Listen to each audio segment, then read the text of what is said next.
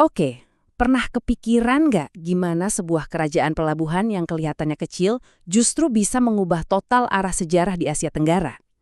Nah, hari ini kita akan bedah tuntas kisah luar biasa dari kerajaan Samudra Pasai. Wow, coba deh resapi kalimat ini. Ini bukan sekedar kutipan biasa loh. Ini mau bilang kalau cerita yang akan kita bahas ini bukan cuma sejarah satu kerajaan, tapi ini adalah, bisa dibilang, kisah asal-usul identitas sebuah kawasan besar. Coba bayangin lokasinya ya. Kita ada di pesisir utara Sumatera, tepat di bibir Selat Malaka, di mana kapal-kapal dari seluruh penjuru dunia silih berganti datang dan pergi. Nah, di panggung inilah sebuah babak sejarah yang sangat besar akan segera dimulai. Oke, kita masuk ke bagian pertama. Yuk kita selami lebih dalam, kenapa sih lokasi Pasai ini jadi aset terbesarnya? Kenapa ini jadi kunci dari segalanya? Gini, di abad pertengahan, Selat Malaka itu bukan sekedar jalur air. Anggap aja ini jalan tolnya dunia zaman dulu. Jalan raya utama yang paling sibuk. Kalau kamu menguasai tepiannya, itu artinya kamu berada di jantung peradaban global. Sepenting itu. Dan lihat deh, siapa aja yang ketemu di sini? Ada pedagang dari Arab dan Persia, pelaut dari India, sampai armada besar dari Tiongkok. Jadi, ini bukan cuma soal tukar-menukar barang ya. Ini adalah sebuah melting pot raksasa, tempat bertemunya budaya, bahasa, dan yang paling penting, keyakinan. Nah, sekarang kita geser sedikit. Gimana sih awal mula kerajaan ini berdiri? Disinilah bagian yang paling menarik, di mana mitos dan fakta sejarah itu bertemu dan jadi satu cerita yang utuh. Jadi ceritanya itu dimulai dari sosok legendaris namanya Meurasilu. Tapi, para sejarawan mengidentifikasi tokoh ini sebagai orang yang sama dengan Sultan Malik As-Saleh. Beliau inilah penguasa pertama yang memeluk Islam dan mendirikan Kesultanan Pasai. Nah, ini dia yang bikin ceriganya jadi kuat.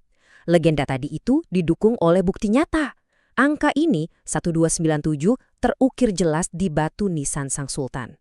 Ini memberi kita titik awal yang konkret, di mana legenda dan sejarah itu saling menguatkan, bukan lagi sekedar dongeng.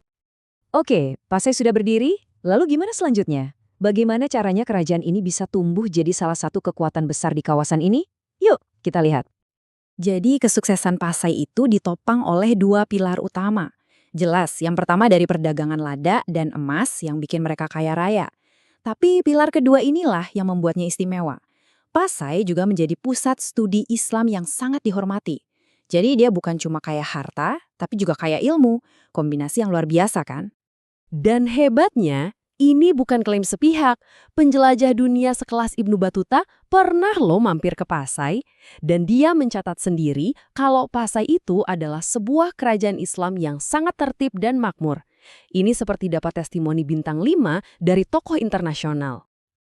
Tapi ya seperti kata pepatah, nggak ada pesta yang nggak usai, nggak ada zaman keemasan yang abadi.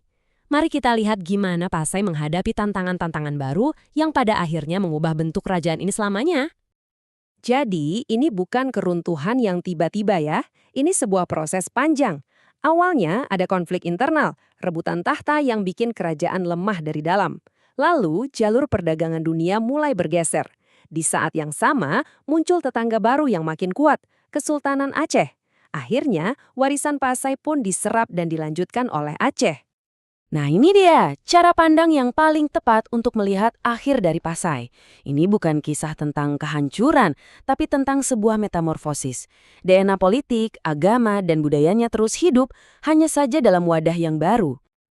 Oke, pertanyaannya sekarang, kenapa cerita dari 700 tahun yang lalu ini masih relevan buat kita hari ini? Apa pentingnya? Yuk kita gali warisan abadi dari Samudra Pasai. Kisah Pasai ini ngasih kita beberapa pelajaran penting. Pertama, agama dan perdagangan itu ternyata bisa tumbuh bareng, saling menguatkan. Kedua, dan ini krusial, Islam di Nusantara itu mengakar lewat dialog dan pertukaran damai di pelabuhan-pelabuhan yang sibuk, bukan lewat paksaan. Sambil kita menutup pembahasan ini, coba kita renungkan pertanyaan ini. Apa sih pesan abadi yang bisa kita ambil dari sebuah kerajaan pelabuhan kecil di masa lalu untuk kita di masa kini? Dan mungkin jawabannya sesederhana ini, bahwa pergeseran sejarah yang dampaknya luar biasa besar seringkali justru dimulai dari tempat-tempat yang nggak kita sangka, dari sebuah pelabuhan kecil. sebuah pengingat yang kuat buat kita semua kalau potensi untuk membuat perubahan itu ada di mana saja.